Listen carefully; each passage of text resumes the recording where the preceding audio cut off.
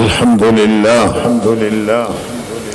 لله نحمده ونستعينه ونستغفره ونؤمن به ونتوكل عليه ونعوذ بالله من شرور أنفسنا ومن سيئات أعمالنا. من يهده الله فلا مضل له ومن يضلله فلا هادي له. وأشهد أن لا إله إلا الله وحده لا شريك له وأشهد أن سيدنا ونبينا ومولانا محمدا عبده ورسوله صلى الله تعالى عليه وعلى آله وصحبه أجمعين. أما بعد، فأعوذ بالله من الشيطان الرجيم. بسم الله الرحمن الرحيم. كنتم خير أمة أخرجت للناس تأمرون بالمعروف وتنهون عن المنكر وتؤمنون بالله. وقال الله سبحانه وتعالى: لولا ينهاهم الربانيون والأحبار عن قولهم الإثم وأكلهم السحت لبئس ما كانوا يصنعون.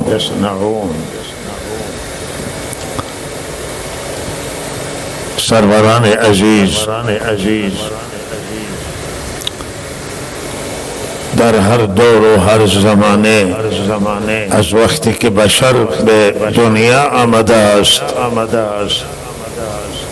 یکی از فرائض و وظایف مهم اهل دین و اهل عقل آن بوده که از فساد در زمین من کردند و گناه و معصیت و نافرمانی الله تعالی برحذر داشتند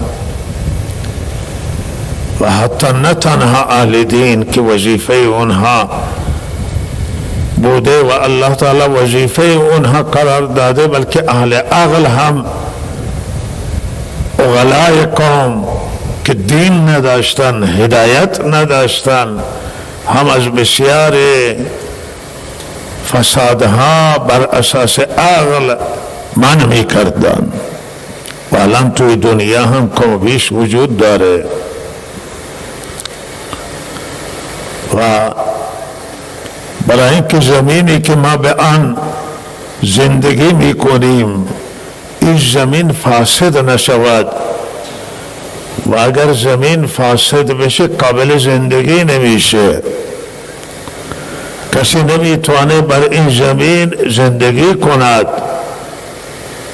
چرا که این سرزمین وقتی فاسد بشه انسان با آفتهای گوناگون مواجه میشه. آفتهای گوناگون حمله میآورند و بهداشت، امروز بهداشت جهانی وجود داره نسبت به آلودگی های ظاهر، نسبت به امراض ظاهر، اما افسوسه که امروز بشر آلودگی های معنوی را نمی بینه. آلودگی های فساد، آلودگی های گناه شایسته بود که یک بهداشت جهانی در رابطه با آلودگی های فساد و گناه و آلودگی های معنوی وجود داشت که این بهداشت، این هر دو بهداشتند. اگر عزیزان من این آلودگی غلبه بکنه در دنیا، آلودگی های ظاهر بهداشت تهدید میکنه، بهداشت از بین میبره و انسان ها گرفتار امراض جسمی میشن. جسم که مریض بشه روح هم مریض میشه به تبع جسم. و اگر بهداشت ظاهری رعایت بشه، آلودگی های ظاهری جلوگیری بشه، اما آلودگی های گناه، آلودگی زنا، آلودگی ربا، آلودگی رشوه، آلودگی های فساد مالی، آلودگی های فساد اخلاقی،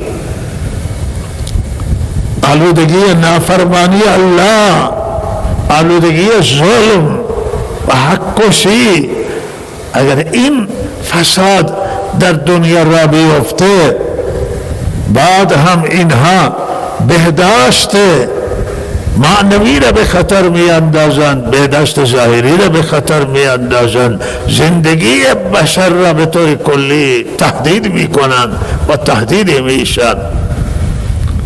متاسفانه بشر امروز کمتر این آلودگی ها را مورد توجه قرار داده.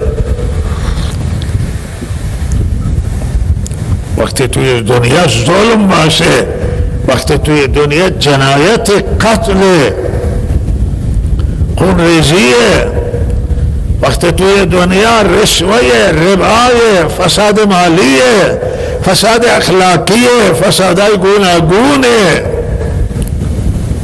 نفاق دورنگیه، همه این فسادها زمین را آلوده می کنند، بهداشت و زندگی سالمه در دنیا به خطر می اندازند.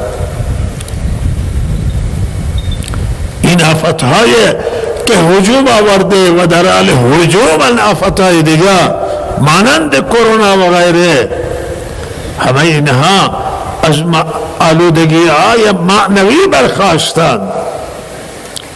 کارشناسان بهداشت جهانی وقتی به چین سفر کردند، از جایی که این کرونا از آنجا سرچشمه گرفته بود، هر چه بررسی کردن چیزی ندیدن که این چگونه آمده و از چه غذای، از چه چیزهای این کرونا به وجود آمده و کل جامعه انسانی و بشری را به تهدید کرده و گرفتار کرده و تلفات جانی و مالی سنگین انسان دادن.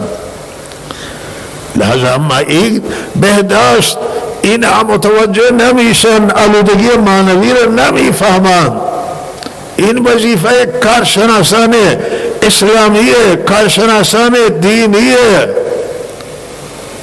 خبره های دینی و قرآنی است که اینها باید هشدار بدن با جامعه را که اگر در جامعه فساد باشه، اگر در جامعه نابرابریه، اگر در جامعه بی‌عدالتیه، اگر در جامعه گناهه، اگر در جامعه آلودگی معنوی باشه، آفتها هجوم می آورند به سوی انسان، زلزله می آید، قحط می آید، تنگدستی و فقر می آید و انواع گرفتاری ویروس حمله می کنند و انواع امراض حمله می کنه و زندگی را مشکل می کنه. توی کره خاکی زندگی ناسالم میشه و زندگی از بین میره. اینطور نیست، اشتباه فکر بشر و انسانه.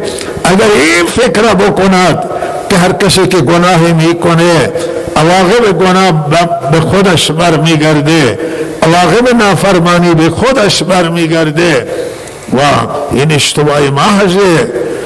وقتی آلودگی می آید همه را گرفتار میکنه، گناه میاد همه گرفتار میشن. عده چرا این گناه را انجام دادن، عده دیگر چرا اصلاح نکردن، چرا جامعه را اصلاح نکردن، چرا امر بالمعروف نکردن، چرا نهی از منکر کردن.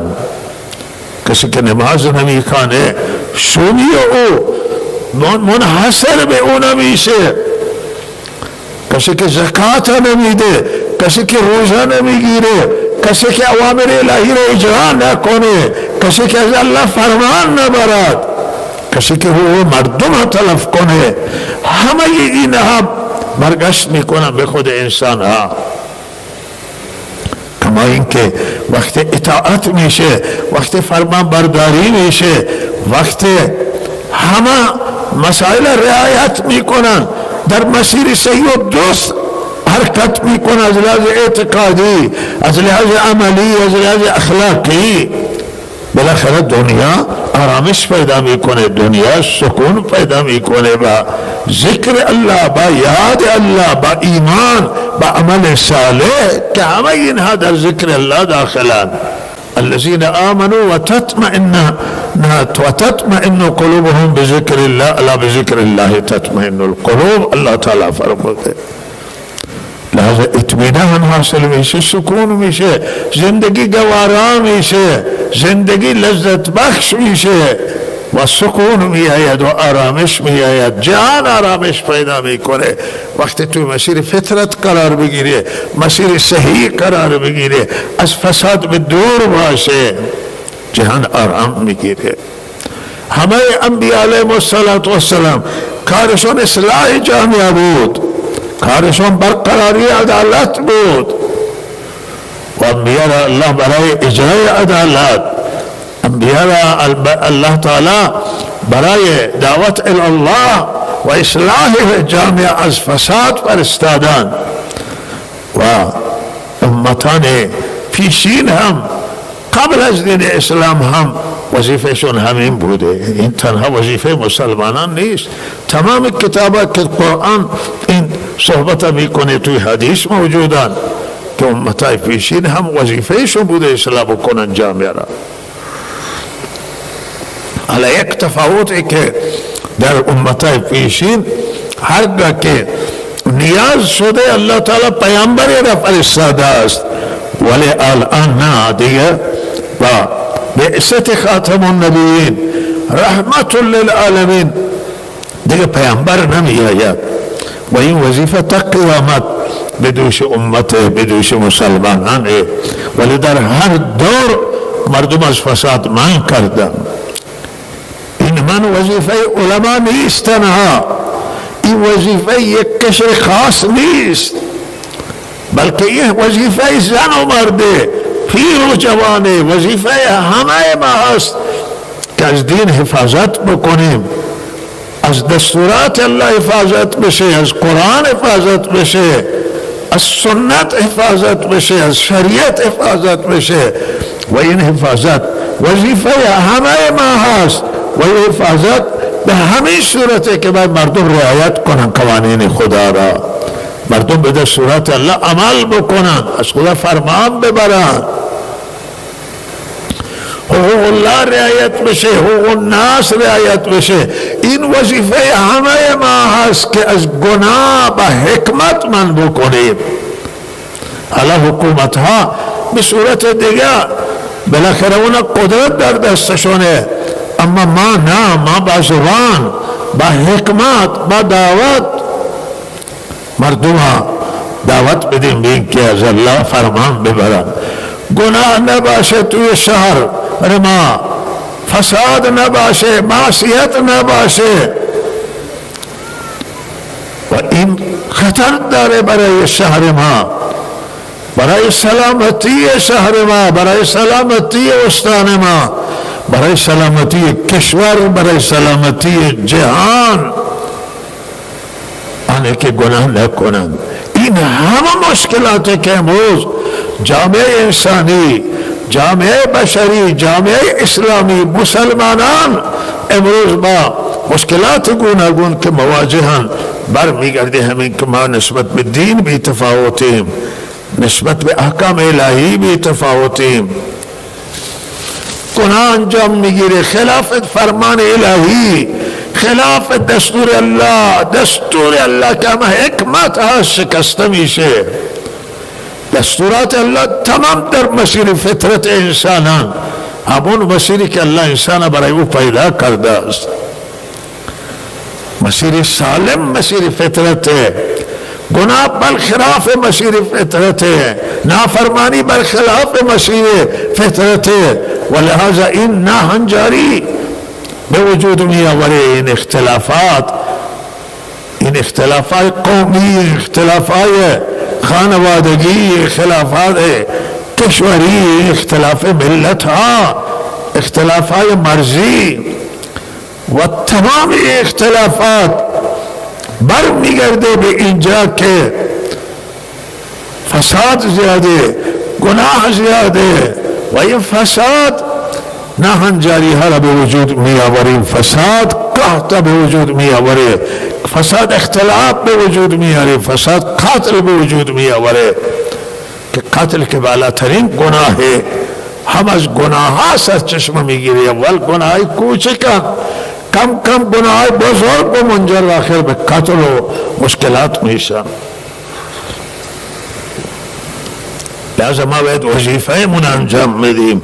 حدیث قرآن هم تهدید کرده کسانی که وظیفه را انجام ندن و گرفتار میشن، و حدیث هم تهدید کرده، حضرت رسول صلی اللہ علیہ وسلم تهدید کرده که اگر فساد زیاد باشه و گناه زیاد باشه و شما به وظیفهتون عمل نکنید، دعای شما قبول نمیشه.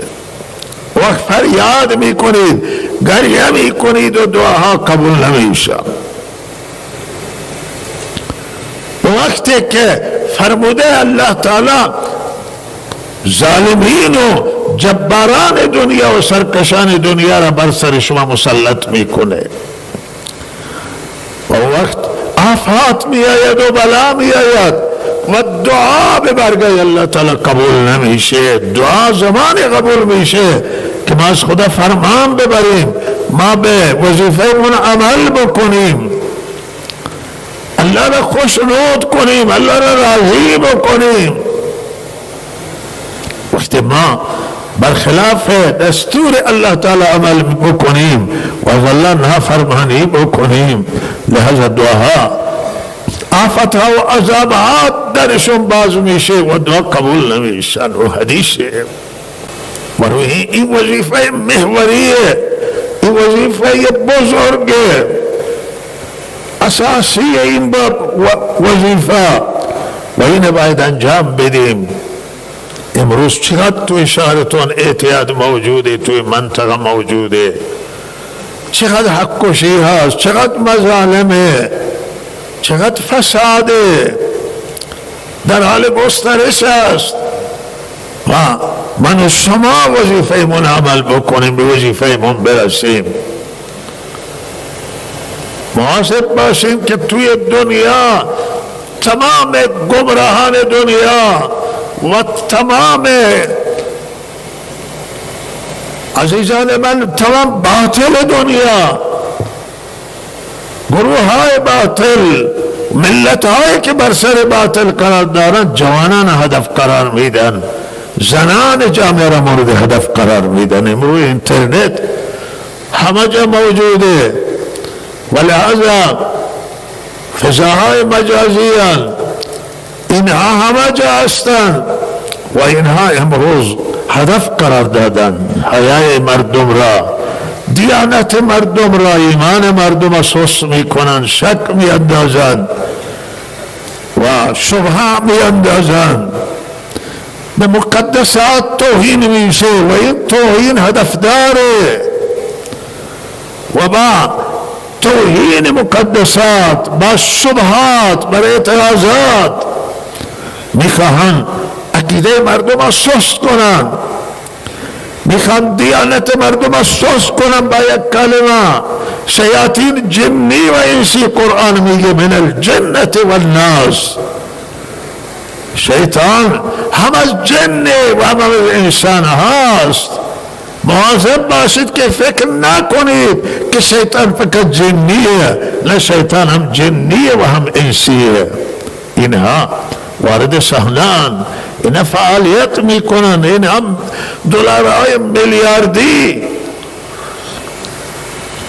و سرمایه های انگفت هزینه میکنن، حساب شده و با برنامه ریزی شده که مردم از راه بیراه بکنن، از دین بیدین بکنن. تهاجم فرهنگی بسیار گسترده و وسیع به همه زبانهای که مسلمانان به آن صحبت میکنن یا دنیا به او زبان صحبت میکنه. برنامه ریزی برای همه زبانهای، برای بعض بیشتر، برای بعض کمتر، ولی تمام دنیا را میخواهند به گناه بکشن، تابعداری نفس بشه، تبلیغ میکنن علیه آخرت که آخرت نیست، حساب و کتاب نیست، همین دنیا هرچی میخواهید بخورید، استفاده بکنید و با مرگ همه چیز تمام میشه. لحظه عزیزان من، وظیفه ما هست که ما اعتقاد مردم تقویت بکنیم، اعتقاد مسلمانان تقویت بشه، عمل کرد مسلمانان اصلاح بشه، اخلاقشون تقویت بشه و اخلاق اصلاح بشه و ما وظیفه منا انجام بدیم.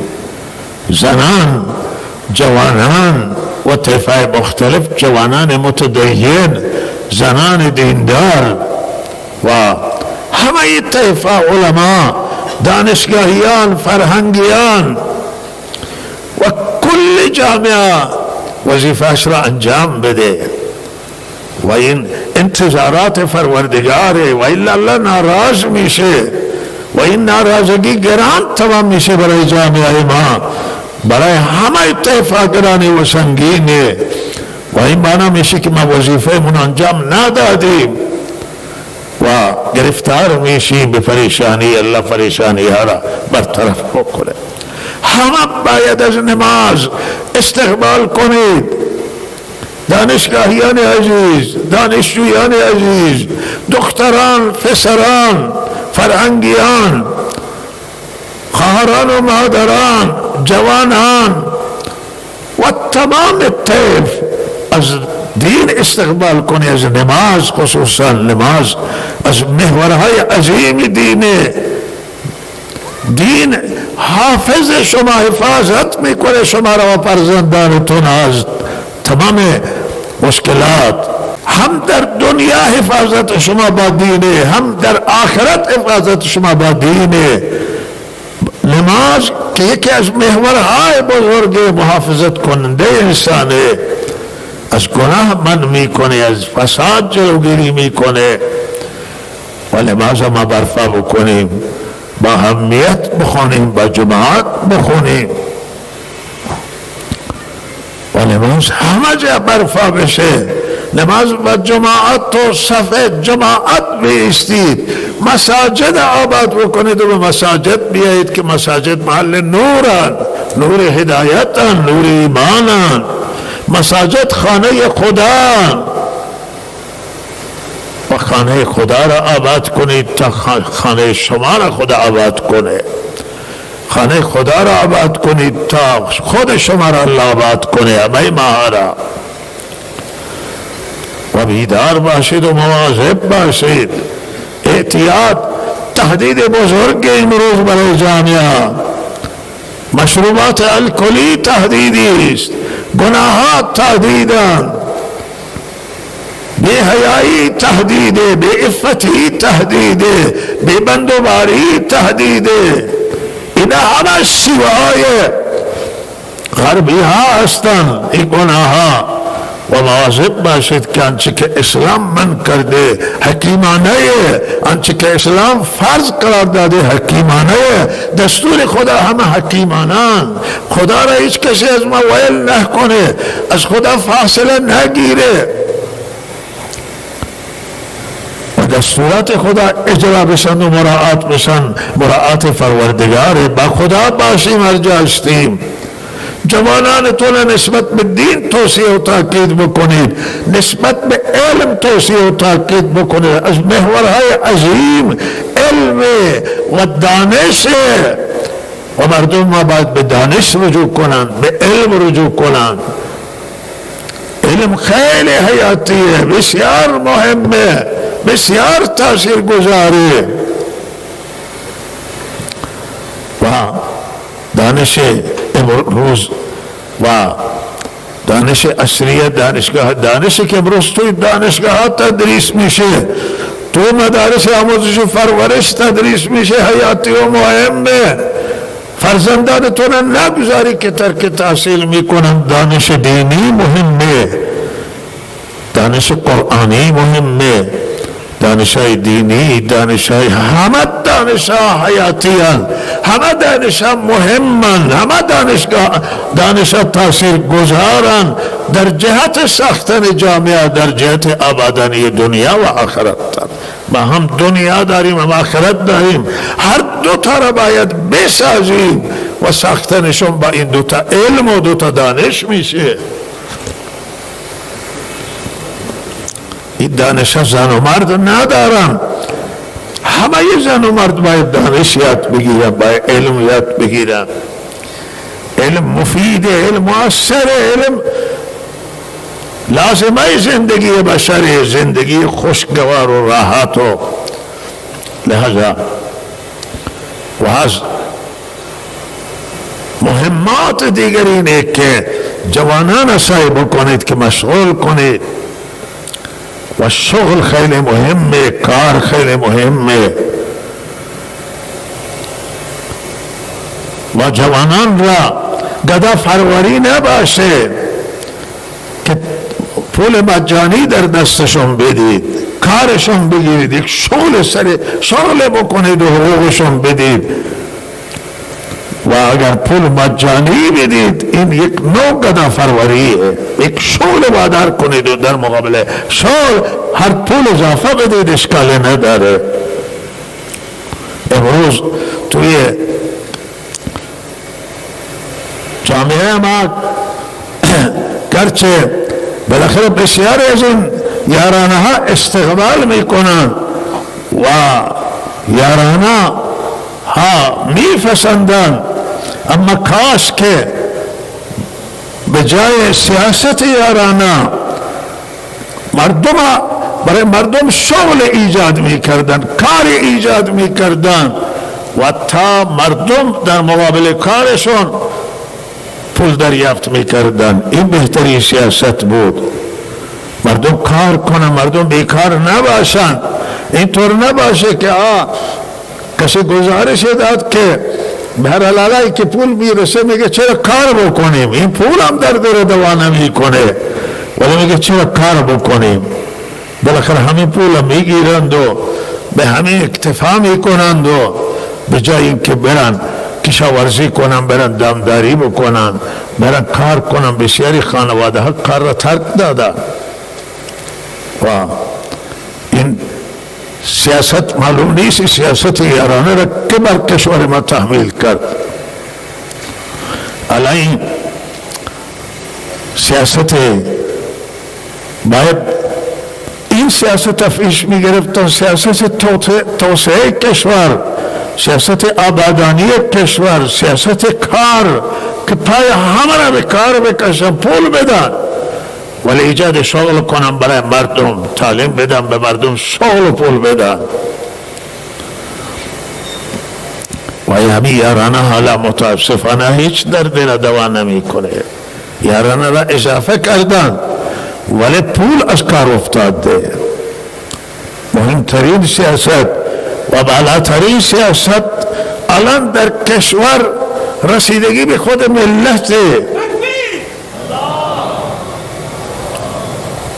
مردم خیلی پریشانن، مردم خیلی تحت فشارن، زندگی بر مردم مشکل شده. حالا پول که افت کرده و از بین پول ایرانی از تمام پول ها بیشتر از بین رفته است. بالاخره صاحبان منزل، صاحبان مغازه پول بیشتر درخواست میکنن و مغازه‌داران شاکی نامه می نویسن. کسانی که اجاره نشینن مشکل شده، اجاره های سنگین پرداخت کردن و صاحبان ملک و صاحبان اجاره میگن که نمیگه که شما بگید کرایه را بالا نبرید و اونها میگه که پول حالا درد نمیخوره. ولی واقعا در این شرایطی که سخت مشکل برای ملت ایران و توصیه ما آن است که به هر حال رعایت حال مردم بشه. درسته این پول برای شما که صاحب مغازه و صاحب ملکید کمی، ولی طرف باید هم بتونه این پرداخت بکنه، طرف هم بتونه زندگی بکنه، ترحم بکنیم بر یک دیگر، رحم بکنیم بر یک دیگر و مراعات حال یک دیگر بکنیم و مسئولان هم ترحم کنن بر ملت. اصل ملت و همانطور که هم مقام رهبری فرمودن و دیگر مسئولان ولی نعمت ملت، ولی نعمت مردم، به حال مردم رعایت بشه.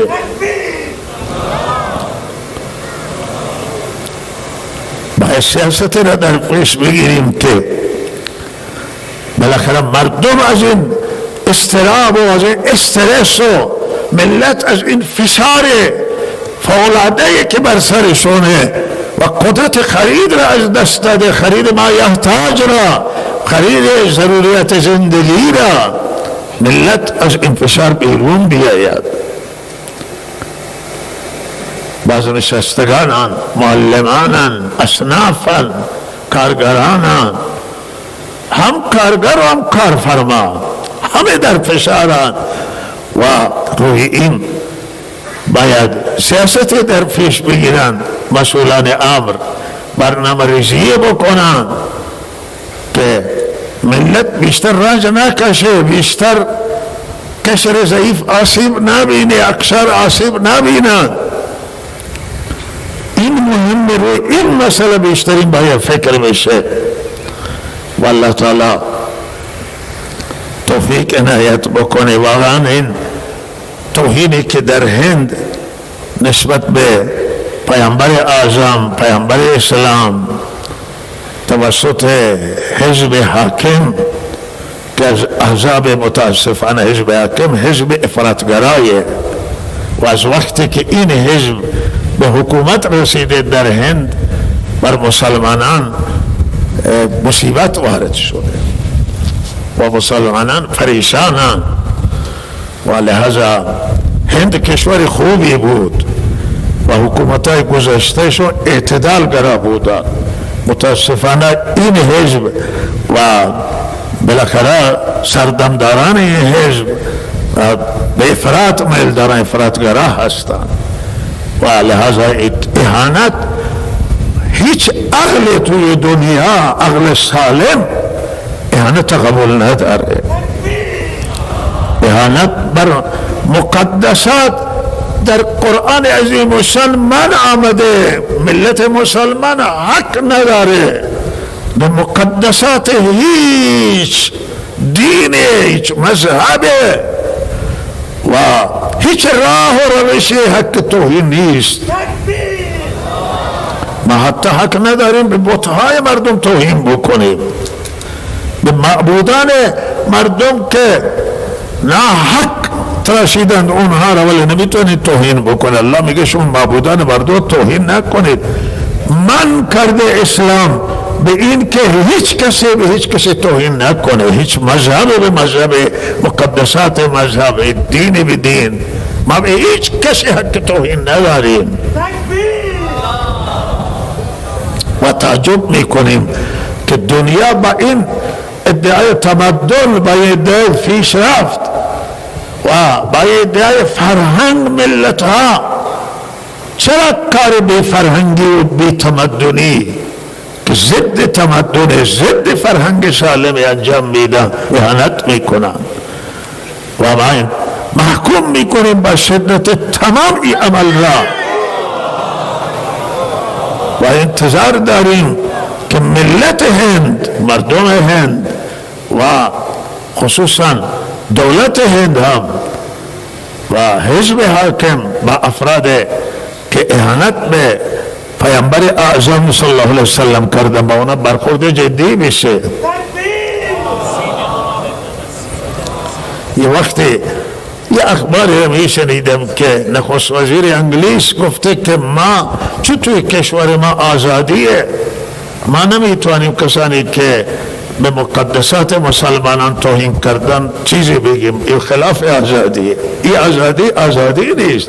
توهین در هیچ ملت، در هیچ دین و فرهنگ توهین اجازه نیست توهین میکنه. تکبیر! و هیچ آزادیه. این آزادی نیست. آزادی نیست، این فساده و باید از این فساد اما جلوگیری بکنم.